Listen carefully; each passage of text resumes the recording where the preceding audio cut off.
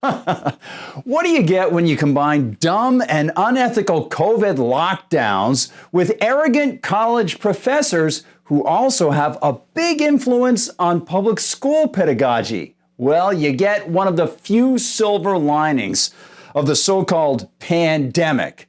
The professors putting their own leftist views right out there on camera for everyone to see. Hi everyone, I'm Gardner Goldsmith for MRC TV. Among the very few silver linings of the unconstitutional dark clouds of COVID lockdowns over the past year, one of the brightest has been the transgressive parade of extremely obnoxious politicians and media elites exposing themselves on Zoom or live stream meetings open to public view. And by exposing, I don't necessarily mean the ugly thought of leftist media darling Jeffrey Toobin literally doing that. Guilty. Now, one of the nice things is that one can look at how deep-rooted exposure of hypocrisy and arrogance and collectivist philosophy occurs. And again, thanks to Zoom, we have another prime example. It comes to us by way of Illinois, where a pair of Roosevelt University professors who also serve on a local school board just got caught celebrating the fact that at the university, one professor can drum collectivist social justice ideology into the minds of students, quote, all day, every day. Reporter April Bamberg gives us an overview via West Cook News. Two Roosevelt University professors who also serve on the Oak Park and River Forest High School school board were caught on an open Zoom call bragging about how they promote Marxist reorganization of American society to their college students. It'd be great if one of the college students brought in that Zoom call and just started playing it in class. Nice. Who needs old-time network TV when video conferencing provides the zany antics of Roosevelt instructors and school board members Gina Harris and Ralph Martire bragging about how great it is to ceaselessly preach collectivist social justice in class? At the outset of the call, Martire asks Harris, "What are you teaching?" I'm teaching middle school theory and practice, basically. Terminology that raises red flags to anyone familiar with the way teaching degrees are handed out to relatively poor academic performers with inadequate knowledge of subject matter, but plenty of collectivist, communitarian teaching pedagogy under their belts. But Martire seems to like that. And he gushes about the university and then says, I'm so glad you're there too. You fit in so well with their, the university's philosophy and mission, right? I mean, it's all social justice all day, every day. I get to talk about all the things I love all the time. All day, every day. All day in the day gig, all night at my night classes, when I'm here. Really, I'm living the life over here. Social justice ideology. All day, every day. And this might just come as a surprise to some of the prospective students visiting the Roosevelt University webpage for the MA in middle school education, because for some peculiar reason, social justice all day, every day isn't listed in the course or field description.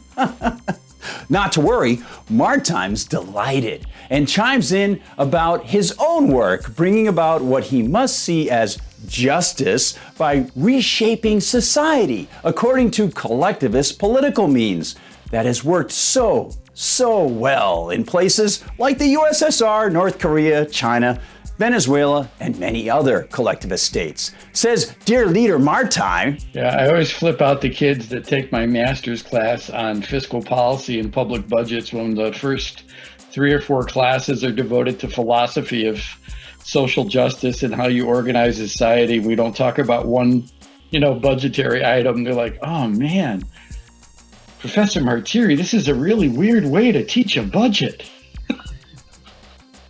as Bamberg notes for West Cook News. Martire, a Roosevelt professor of public policy and public administration, said the way he views government budgets is through a lens on how to use them to, quote, organize society, end quote. And we've never seen that kind of thing before. Everybody was totally convinced that Castro was the worst guy in the world, that all the Cuban people were going to rise up in rebellion against Fidel Castro. They had forgot that he educated the kids, gave them health care, totally transformed the society. If you don't understand your values, you can't allocate resources among public priorities that are scarce but all needed, right? Right. Which brings us to another silver lining in this bizarre collectivist Zoom, COVID, lockdown, leftist self-exposure phenomenon. It shows us the difference between the great conceit of collectivism and the golden rule, respect for individualism, and how the former always fails economically, while the latter allows living standards to rise every time it's tried.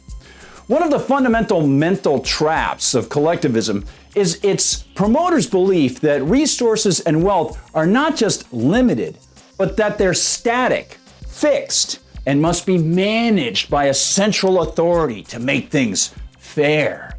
Adherents to individualist philosophy and peaceful market economics know the actual truth, that since valuation is subjective, and since people have different skills and interests, freedom allows for individual choice to divide labor, maximize individual productivity, create surplus, trade, see prices attached to the traded goods and services, see competitors work to reduce costs and reduce waste, and see even greater bounty.